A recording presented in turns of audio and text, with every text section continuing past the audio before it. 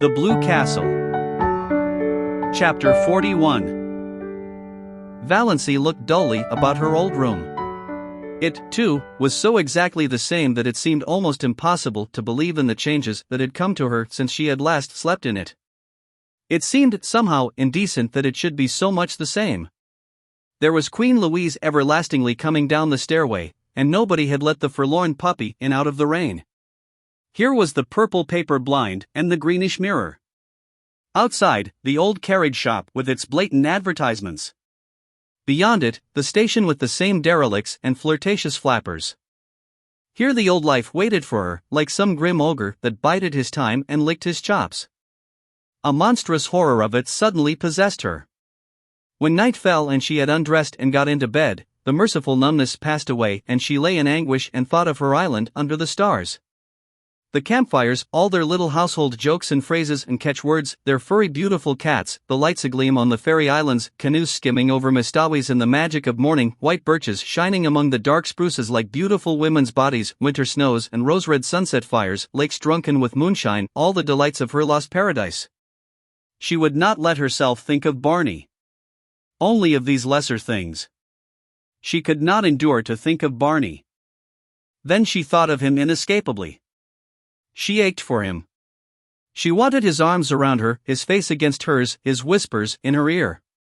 She recalled all his friendly looks and quips and jests, his little compliments, his caresses.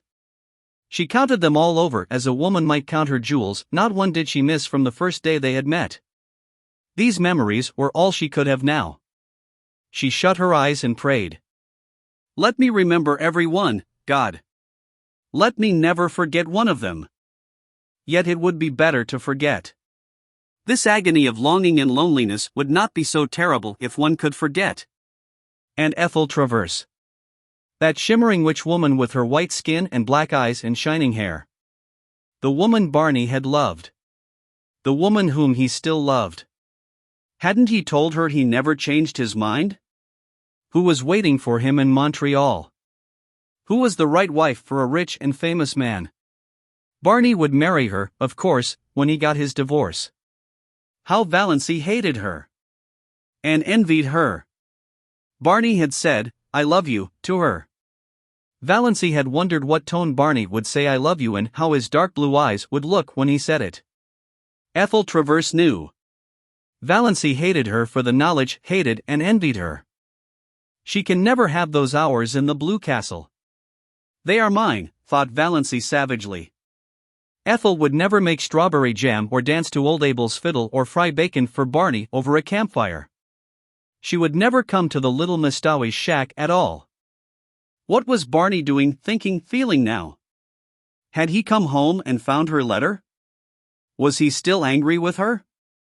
Or a little pitiful? Was he lying on their bed looking out on stormy Mistawis and listening to the rain streaming down on the roof? Or was he still wandering in the wilderness, raging at the predicament in which he found himself? Hating her? Pain took her and wrung her like some great pitiless giant. She got up and walked the floor. Would morning never come to end this hideous night? And yet what could morning bring her? The old life without the old stagnation that was at least bearable. The old life with the new memories, the new longings, the new anguish. Oh, why can't I die, moaned Valancy.